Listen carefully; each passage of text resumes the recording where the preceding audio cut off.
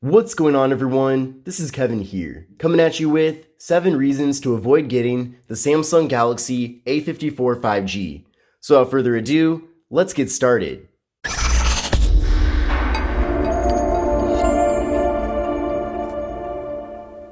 Now to clarify, I actually like the Samsung Galaxy A54 5G quite a bit. I feel like for what it is, this phone is packed full of value, and it's certainly going to be a very successful device for Samsung. That being said though, since it is a mid-range phone, it does lack quite a few features compared to its more expensive counterparts, and I want to make this video to kind of clarify what all those shortcomings are. Now, many of these features that are lacking with this device are probably things that you're not surprised about. That being said though, everybody has different expectations. So coming in number 1, there is no wireless charging with the Samsung Galaxy A54 5G. Now, there are actually no phones in Samsung's A series that have wireless charging, so it wasn't really a surprise to me that this phone doesn't have that feature. But if you are used to using wireless charging with your current smartphone, then just know that you're not getting that here. Now, overall, I feel like wireless charging is very useful. It's certainly not a gimmick. All throughout my home, I have a variety of different wireless chargers. I have one in the kitchen, I have one on my nightstand, I also have one in my office, and it is very convenient just to be able to place the phone on the wireless charger and then have it begin to charge. Now, in addition to the convenience of wireless charging, there also is an additional benefit. So if your main charging port ends up getting broken or damaged for some reason, then at least you have an alternative method to recharge the phone until you're able to get that fixed. So that certainly is something worth considering. Now, is it a deal breaker there's no wireless charging? I personally don't think it is, but I just want you to be aware that that feature is not present here. Now, coming in number 2 is that there is no headphone jack with the Samsung Galaxy A54 5G. Now, the headphone jack seems to be disappearing on more and more Android devices. Apple got rid of the headphone jack a long time ago, starting with the iPhone 7. And I remember when Apple made that decision, Samsung actually ran quite a few advertisements poking fun at Apple for that. However, not too long after that, Samsung started removing the headphone jack from their own devices, starting with the S series. Now, fast forward to now, there is still some A-series phones that have launched in 2023 that have the headphone jack, but unfortunately, the A54 5G is not one of them. And the headphone jack also is not present on the predecessor model to this device as well. So if you are looking for a phone with a headphone jack, there is the Galaxy A14 5G, which was launched pretty recently, but that phone is not nearly as powerful or as good as this one. Now, if you do want a workaround to that, you can always get an adapter to plug in your 3.5mm headphones into the USB-C port here on the phone, but just know that there is no dedicated headphone jack. Now, coming in number 3 is that there is no Samsung Dex. Now, if you're not familiar with Dex, essentially that is the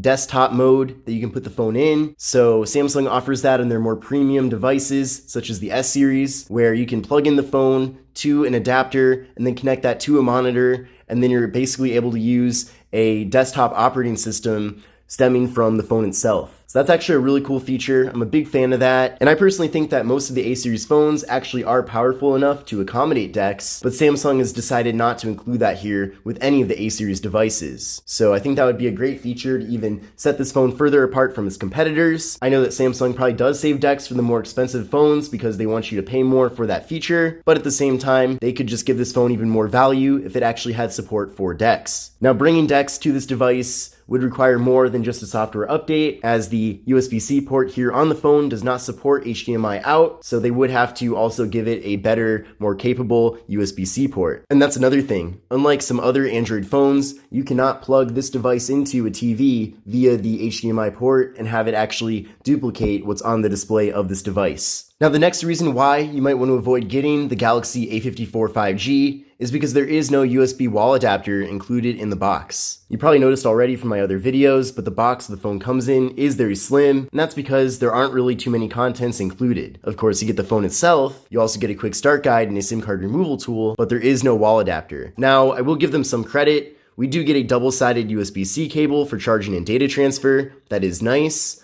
but to actually use this cable to recharge this phone, you're either gonna have to use an existing wall adapter that you have, or you'll have to plug this into like a laptop that has USB-C port. Now, if you're like me, you might already have a lot of USB wall adapters. However, I bet that most of the ones that you have are not compatible with this cable, and then also don't support the 25-watt fast charging that this phone is capable of being recharged at. So I have, for example, all these different chargers, but the problem is none of these can recharge at 25 watts. Most of them are 5 watt or 10 watt.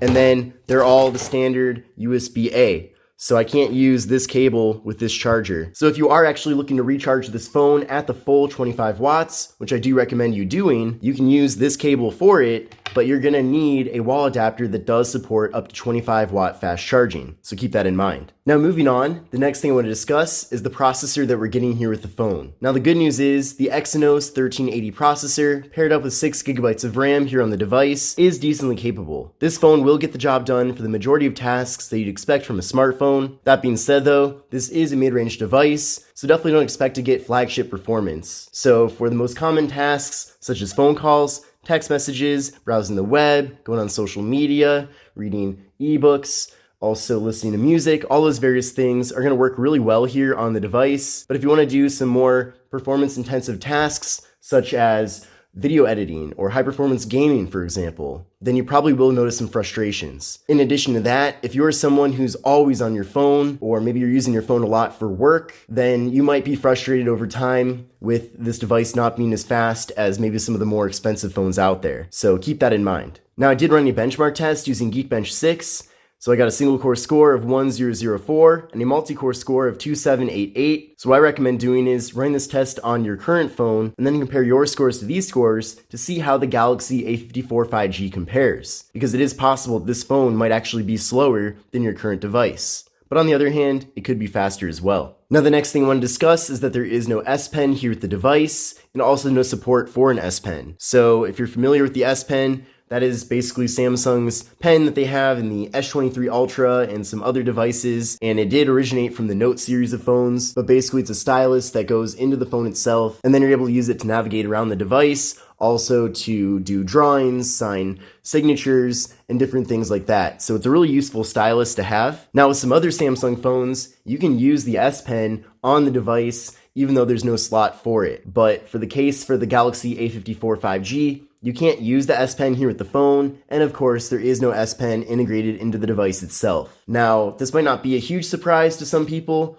but just know that if you do want to use a stylus here with the phone, you'll have to go for one of those lower quality, less precise styluses. Now, considering how successful Motorola's G Stylus series of phones have been, which are basically mid-range devices with built-in styluses, I feel like Samsung is really missing out on a solid opportunity to give us an A-series phone with a stylus. Now, I'm not asking for the level of sophistication that you'd find with the S23 Ultra, for example, but even a very basic stylus would be a nice feature to have. And of course, being able to actually tuck it into the phone itself is very useful too. So hopefully in the future, Samsung considers creating like a Galaxy A stylus or something of that nature. And then for the final thing I want to mention here for my 7 reasons to avoid getting the Samsung Galaxy A54 5G, that is the build materials. Now on a more positive note, the build materials here for the A54 5G are a lot better than its predecessor. So this phone does give us a glass back, and then on the front of the phone, it continues to feature Corning Gorilla Glass 5, so that does make it decently durable. However, the sideband on the phone is still made out of plastic. Now overall, that's not necessarily a bad thing for any of these materials they've decided to go with. Just know though, this phone will not be as durable as Samsung's flagship phones like the S23, as the glass on this device is not as strong as what you're getting with